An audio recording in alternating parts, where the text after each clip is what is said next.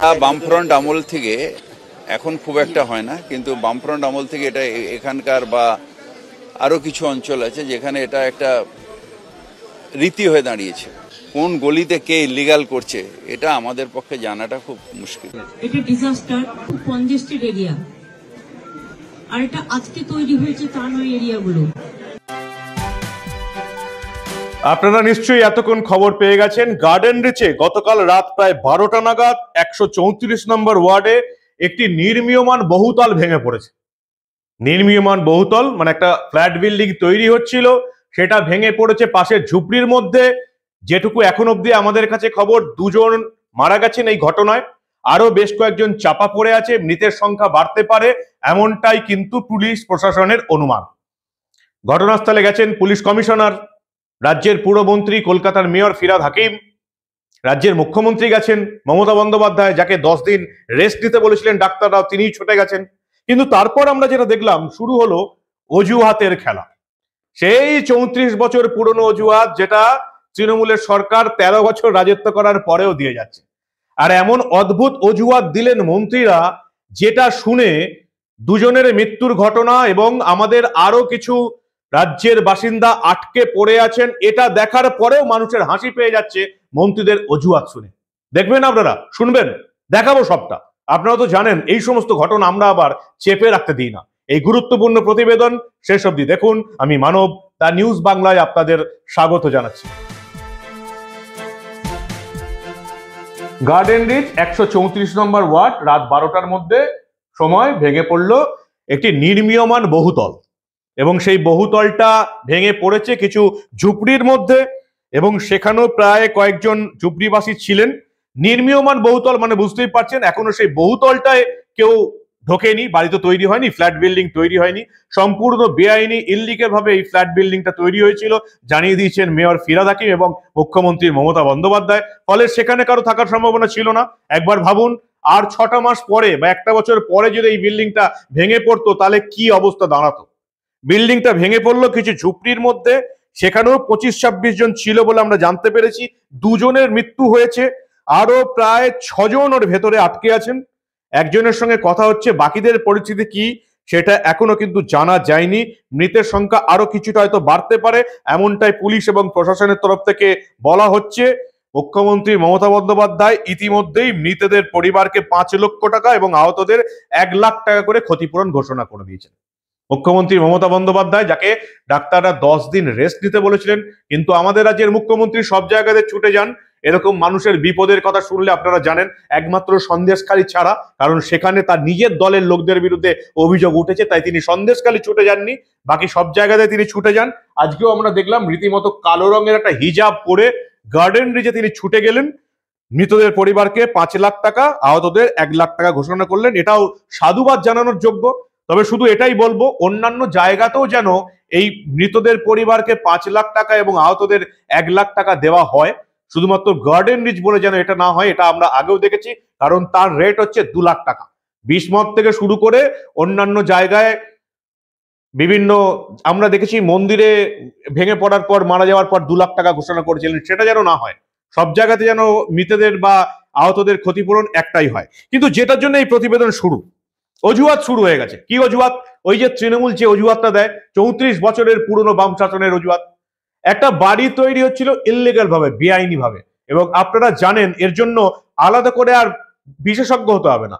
আপনারা জানেন এই ধরনের, এই গার্ডেন রিচ, মেটিয়া বুরুজ, পার্ক সার্কাস, এসব এলাকায় বেআইনি বাড়ি তৈরি করাটা এখন জলভাত।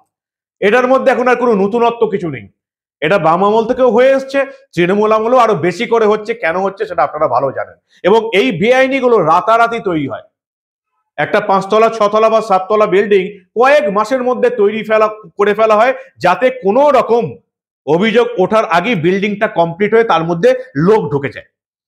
কারণ এই বেআইনি কাজকর্মগুলো যারা করে তারা জানে যে একবার যদি আমি এখানে টাকা পয়সা নিয়ে লোক ঢুকিয়ে দিতে পারি, তাহলে ব্যাস, আর তাদেরকে ওঠানো, তাদের প্রচুর অনেক ঘটনা ঘটাতে হবে। সেই বেআইনি বাড়িটাকে আদালতে যেতে হবে, ভাঙার নির্দেশ বার করতে হবে, লোকগুলোকে অন্য কোনো জায়গায় বসাতে হবে, প্রচুর ব্যাপার। এবং এতটাই ঝামেলা, প্রশাসন সেই ঝামেলার মধ্যে যেতে চায় না, তাই এই বেআইনি বাড়িগুলো রাতারাতি হয়ে যায়।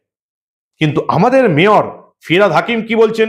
বলছেন এই ইললিগাল কনস্ট্রাকশন গুলো সব বাম আমল থেকে তৈরি হচ্ছে।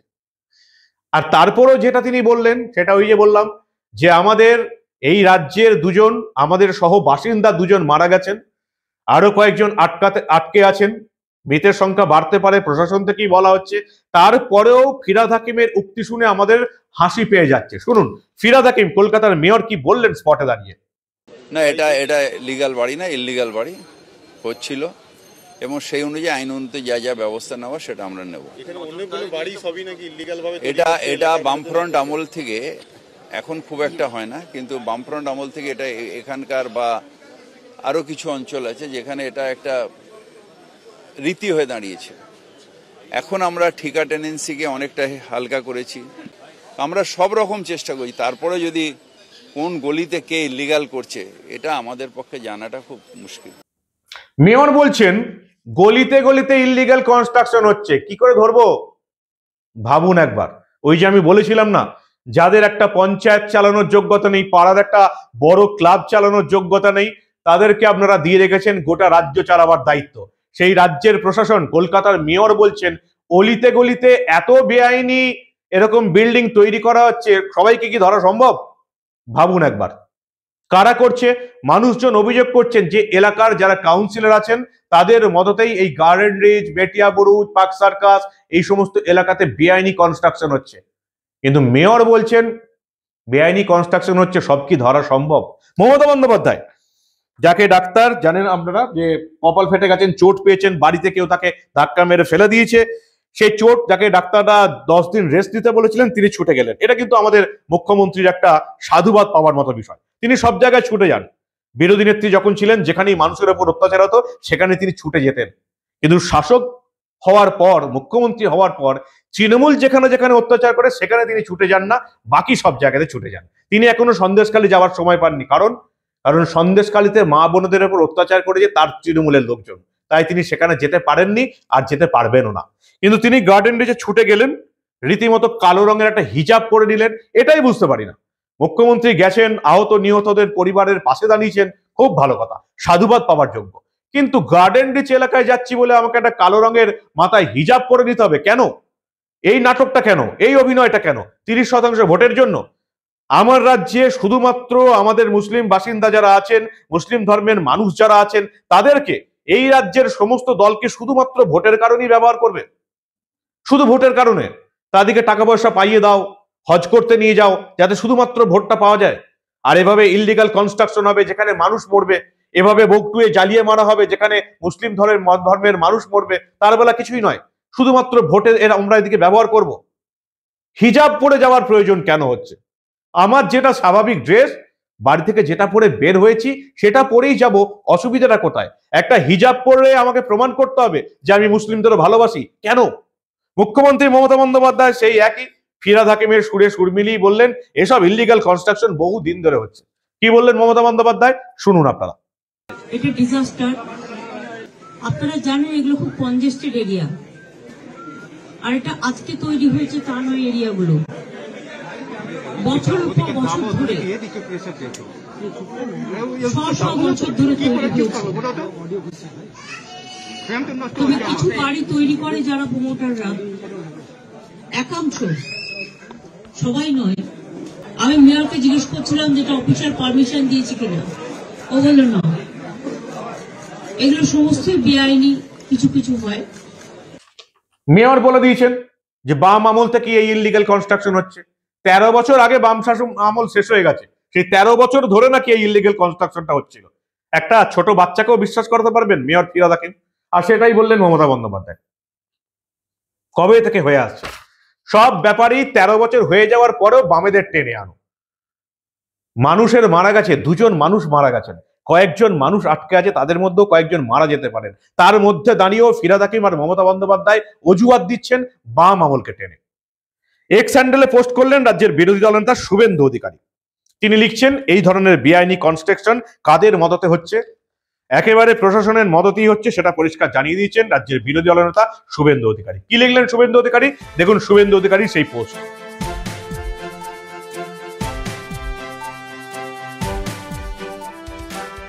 ফিরহাদ হাকিম আর মমতা বন্দ্যোপাধ্যায় দুজনেই দেখলাম বললেন খুব ঘিঞ্জি এলাকা, তাই বেআইনি কনস্ট্রাকশন একেবারে একদম নীতি হয়ে গেছে, বাম আমল থেকেই চলছে। আরে ভাই, বাম আমল থেকে চলছে, সেজন্যই তুই বামকে সিপিএম কে সরিয়ে তোদেরকে এনেছি আমরা পরিবর্তনের জন্য। তাহলে কি পরিবর্তনটা হলো রাজ্যের? যদি বাম আমল থেকে ইললিগাল কনস্ট্রাকশন চলছে বলে এই আমলও চলছে, এটাই যদি সরকারি স্বীকৃতি হয়, তাহলে পরিবর্তনটা করে আমাদের কি লাভ হলো? লবডঙ্কা হলো তাহলে আমাদের। তার মানে আপনারা বুড়ো আঙুল দেখিয়ে দিয়েছেন বাংলার মানুষকে, নিজেরাই মুখে বলছেন সিপিএম আমল থেকে চলছে। সিপিএম আমল থেকে এই ধরনের বেআইনি কনস্ট্রাকশন গার্ডেন রিচ মেটিয়াবুরুজ অঞ্চলে চলছে বলেই তো আমরা সিপিএম কে সরিয়ে তৃণমূলকে এনেছিলাম। কাজের কাজ যে কিছুই হয়নি সেটা আজকে স্বীকার করে নিচ্ছেন রাজ্যের দুই মন্ত্রী, কলকাতার মেয়র ফিরহাদ হাকিম এবং মুখ্যমন্ত্রী মমতা বন্দ্যোপাধ্যায়। দুজনেই স্বীকার করে নিলেন বাম আমল থেকেও ইললিগাল কনস্ট্রাকশন চলছে, এই আমলও চলছে। মেয়র বলছেন অলিতে গলিতে চলছে, কি করে ধরবো? এই অযোগ্য অপদার্থ প্রশাসনটাকে, সরকারটাকে আপনারা 3 বার বিধানসভা ভোটে জিতিয়ে 15টা বছর এই রাজ্যে রাজত্ব করার সুযোগ করে দিয়েছেন। এখনো যারা তোলামূলকে ভোট দিয়ে যাচ্ছেন, তাদের যদি এত কিছু ঘটনার পরেও লজ্জা না লাগে, তাহলে আর কিছু বলার নেই। জেগে ঘুমিয়ে থাকা মানুষদের জাগানোটা খুব কঠিন কাজ। কি বলবেন আপনারা? আপনাদের মূল্যবান এবং গুরুত্বপূর্ণ মতামত জানান দা নিউজ বাংলার কমেন্ট সেকশনে। আর দেখতে থাকুন দা নিউজ বাংলা। আমরা আবার শুধুমাত্র ঘটনাটাই দেখাই না, ঘটনার পেছনে যে অজুহাতগুলো এবং কমিটিগুলো এবং মানুষকে ভুল বোঝানোর জিনিসগুলো লুকিয়ে রয়েছে, সেইগুলো আমরা আপনাদের সামনে তুলে ধরতে চাই, কারণ আমরা কোনো ঘটনায় চেপে রাখতে দেব না।